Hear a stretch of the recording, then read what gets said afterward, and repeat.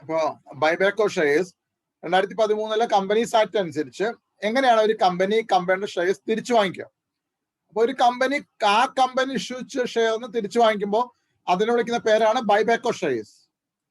2013 companies ആക്ടിലെ section 68 അനുസരിച്ച് ഒരു കമ്പനിക്ക് സ്വന്തം ഷെയർസ് തിരിച്ചു വാങ്ങിക്കാം. അപ്പൊ അതിന്റെ ഫണ്ട് എവിടുന്ന കിട്ടുക? മൂന്ന് സ്ഥലത്ത് നിന്ന് കിട്ടും. ഒന്ന് കമ്പനിയുടെ ഫ്രീ റിസോഴ്സ്, രണ്ടാമത്തെ കാര്യം സെക്യൂരിറ്റി പ്രീമിയം അക്കൗണ്ട്, മൂന്നാമത്തെ കാര്യം പുതിയ ഷെയറോ അല്ലെങ്കിൽ സെക്യൂരിറ്റി ഇഷ്യൂ ചെയ്യുക. ഇവിടെ സെക്യൂരിറ്റി എന്നുള്ള കാര്യം ഇമ്പോർട്ടന്റ് കാര്യമാണ്, ഡിബെഞ്ചർ ഉൾപ്പെടെയുള്ള സെക്യൂരിറ്റീസ്. ഇനി 68 സബ്സെക്ഷൻ 2 കാണിക്കേണ്ടത് ഇങ്ങനെ കമ്പനി സ്വന്തം ഷെയർസ് കമ്പനിക്ക് തിരിച്ചു വാങ്ങിക്കണമെങ്കിൽ ആർട്ടിക്കിൾസ് കമ്പനി അധികാരപ്പെടുത്തണം, ആർട്ടിക്കിൾസ് അസോസിയേഷൻ കമ്പനി അധികാരപ്പെടുത്തണം, കമ്പനി ജനറൽ ബോഡി മീറ്റിംഗിൽ ഒരു സ്പെഷ്യൽ റെസൊല്യൂഷൻ പാസ്സാക്കണം, ഇങ്ങനെയൊക്കെ പറ്റുള്ളൂ. പിന്നെ മൂന്നാമത്തെ കാര്യം കൊടുത്തിട്ടുണ്ട് ബൈബാക്ക് എന്ന് വെച്ചാൽ കമ്പനിയുടെ total paid up capital plus free reserves അതിന്റെ 25% അതിനൊക്കെ താഴെയാണോ കമ്പനിക്ക് തിരിച്ചു വാങ്ങിക്കാൻ പറ്റുള്ളൂ. ഇനി മറ്റൊരു കാര്യം കൊടുത്തിട്ടുണ്ട്, ഇക്വിറ്റി ഷെയർസ് ആണ് തിരിച്ചു വാങ്ങിക്കുന്നെങ്കിൽ ഈ ബൈബാക്കിൽ ഉൾപ്പെട്ട amount paid up equity share ക്യാപിറ്റലിന്റെ 25% അധികം പാടില്ല. അടുത്ത കാര്യം ഒരു റേഷ്യോ, ഡെപ്റ്റ് ഇക്വിറ്റി റേഷ്യോ 2:1 ആയിരിക്കണം. The ratio of the aggregator secured and unsecured debt owed by the company. ബൈബാക്കിന് ശേഷം ഡെപ്റ്റ് ഇക്വിറ്റി റേഷ്യോ. ഡെപ്റ്റ് ഇക്വിറ്റി റേഷ്യോ എന്ന് വെച്ചാൽ total secured and unsecured ഡെപ്റ്റ് by paid up capital plus free resource, അങ്ങനെയുള്ള ഡെപ്റ്റ് equity ratio 2:1 ആവണം after buyback. ഒക്കെ കണ്ടീഷനാണ് ബൈബാക്കിന്റെ. പിന്നെ ആ buyback ചെയ്യുന്ന ഷെയർ അല്ലെങ്കിൽ സെക്യൂരിറ്റി അത് ഫുള്ളി പെയ്ഡ് അപ്പ് ആയിരിക്കണം. മറ്റു കാര്യം കൊടുത്തിട്ടുണ്ട്, ഒരു മീറ്റിംഗിന്റെ ഒരു നോട്ടീസ്, സ്പെഷ്യൽ റെസൊല്യൂഷൻ പാസ്സാക്കണല്ലോ, അതിന് മീറ്റിംഗ് വേണ്ടേ, അതിന്റെ നോട്ടീസിൽ എന്തൊക്കെ ഉൾപ്പെടുത്തണം എന്ന്. ആ നോട്ടീസിൽ ഉൾപ്പെടുത്തേണ്ട കാര്യങ്ങളാണ് ഈ പ്രധാനപ്പെട്ട എല്ലാ കാര്യങ്ങളും, ഫുൾ ആൻഡ് കംപ്ലീറ്റ് ആയുള്ള എല്ലാ പ്രധാനപ്പെട്ട കാര്യങ്ങളും. പിന്നെ എന്തിനാണ് ഇപ്പൊ കമ്പനി തിരിച്ചു വാങ്ങിക്കുക സ്വന്തം ഷെയർസ്, ഏത് ക്ലാസ്സിൽ പെട്ട ഷെയർ ആണ് കമ്പനി തിരിച്ചു വാങ്ങിക്കാൻ ഉദ്ദേശിക്കുന്നത്, അതുപോലെ ബൈബാക്കിന്റെ പ്രോസസ്സ് എന്നാണ് അവസാനിക്കുക. ഈ കാര്യങ്ങളൊക്കെ സ്പെഷ്യൽ റെസൊല്യൂഷൻ പാസ്സാക്കാൻ ഉദ്ദേശിക്കുന്ന മീറ്റിങ്ങിന് മുന്നോടിയായി കൊടുക്കുന്ന നോട്ടീസിൽ ഉൾപ്പെടുത്തിയിരിക്കണം. അടുത്തൊരു കാര്യം, ബൈബാക്ക് 1 കൊല്ലത്തിനുള്ളിൽ ഈ സ്പെഷ്യൽ റെസൊല്യൂഷൻ പാസ്സായിട്ട് 1 കൊല്ലത്തിനുള്ളിൽ ബൈബാക്ക് അവസാനിച്ചിരിക്കണം. ബൈബാക്ക് എവിടുന്നൊക്കെ ആരെ കയ്യിൽ നിന്നൊക്കെയാ ഷെയർ വാങ്ങിക്കുക? ഇപ്പൊ നിലവിലുള്ള ഷെയർ ഹോൾഡേഴ്സിന്റെ കയ്യിൽ നിന്നോ സെക്യൂരിറ്റി ഹോൾഡേഴ്സിന്റെ കയ്യിൽ നിന്നോ പ്രൊപ്പോർഷനേറ്റ് ബേസിൽ വാങ്ങിക്കുക, അതുപോലെ ഓപ്പൺ മാർക്കറ്റിൽ നിന്ന് വാങ്ങിക്കുക, അതുപോലെ by purchase security issue to employees of the company, ഇവരെ കയ്യിൽ നിന്നൊക്കെ വാങ്ങിക്കാം കേട്ടോ. ഇനി അടുത്ത കാര്യം പഠിക്കാനുള്ളത് എന്താണ് അക്കൗണ്ടിങ് ട്രീറ്റ്മെന്റ്.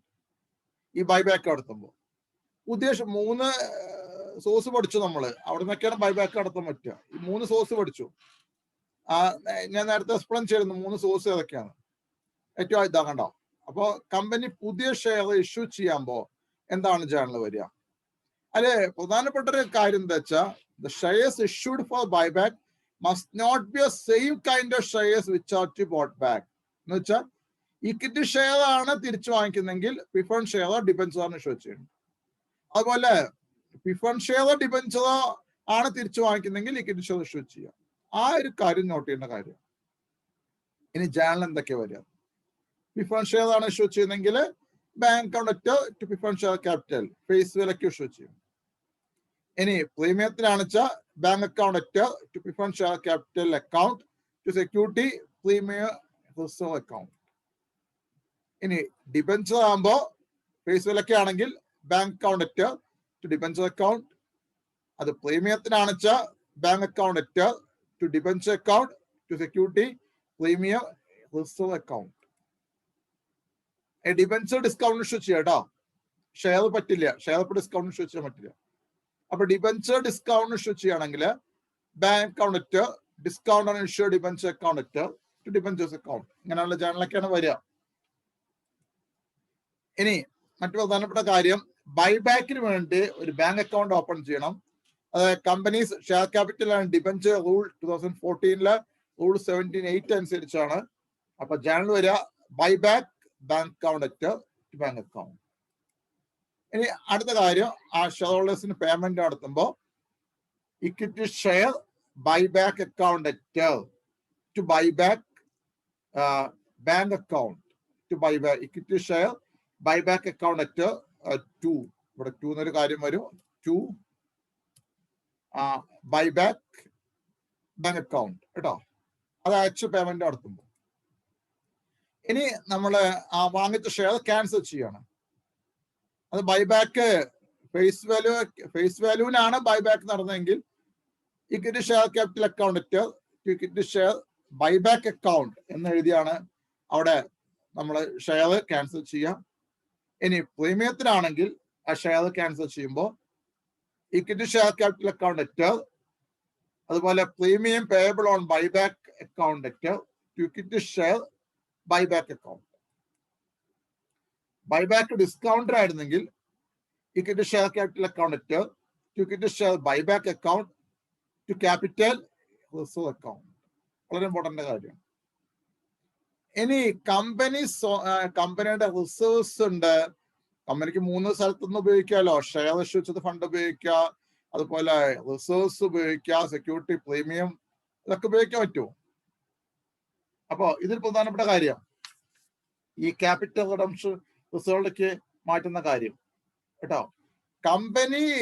കമ്പനിയുടെ സ്വന്തം ഷെയർ തിരിച്ചു വാങ്ങിക്കുന്ന കമ്പനിയുടെ ഫ്രീ റിസർവ്സ് എന്നോ സെക്യൂരിറ്റി പ്രീമിയത്തിലെ എമൗണ്ട് എടുത്താണെങ്കിൽ, പുതിയ ഷെയർ ഇഷ്യൂ ചെയ്തിട്ടല്ല, കമ്പനിയുടെ സ്വന്തം ഷെയർ തിരിച്ചു വാങ്ങിക്കുന്ന ഫ്രീ റിസർവ്സ് എന്നോ സെക്യൂരിറ്റി പ്രീമിയത്തിൽ നിന്ന് എമൗണ്ട് എടുത്ത് ആണെങ്കിൽ എത്ര എമൗണ്ട് ബൈബാക്കിന് വേണോ ആ ഷെയറിന്റെ നോമിനൽ വാല്യൂ ക്യാപിറ്റൽ റിഡംഷൻ അക്കൗണ്ടിലേക്ക് മാറ്റണം. അപ്പൊ ഒരു ജേണൽ കിട്ടും, security premium reserve account at free reserve account at to capital redemption reserve account. ഇനി ബൈബാക്ക് പ്രീമിയത്തിനാണ് വെച്ചാൽ ആ ബൈബാക്കിന് സമയത്തുള്ള പ്രീമിയം പേയബിൾ ഇല്ലേ, ആ എമൗണ്ട് കാണിക്കുന്ന അക്കൗണ്ട് ഉണ്ടാക്കണം. അതിലേക്ക് എമൗണ്ട് മാറ്റുമ്പോൾ ജേണൽ വരിക, security premium reserve account at general reserve account at statement of profit and loss debtor to premium payable on buyback account. ഇനി ഈ ബൈബാക്കിന് എക്സ്പെൻഡിച്ചർ വരികയാണെങ്കിൽ അത് പേ ചെയ്യുമ്പോൾ journal buyback expenses account at to bank, അത് statement of profit and ലോസിൽ കാണിക്കുമ്പോൾ statement of profit and loss account വേണ്ട, സ്റ്റേറ്റ്മെന്റ് ആണ്, statement of profit and loss debtor to buyback expense account. Okay, ഇതൊക്കെയാണ് ബൈബാക്കായിട്ട് ബന്ധപ്പെട്ട കാര്യങ്ങൾ പഠിക്കുന്നത്.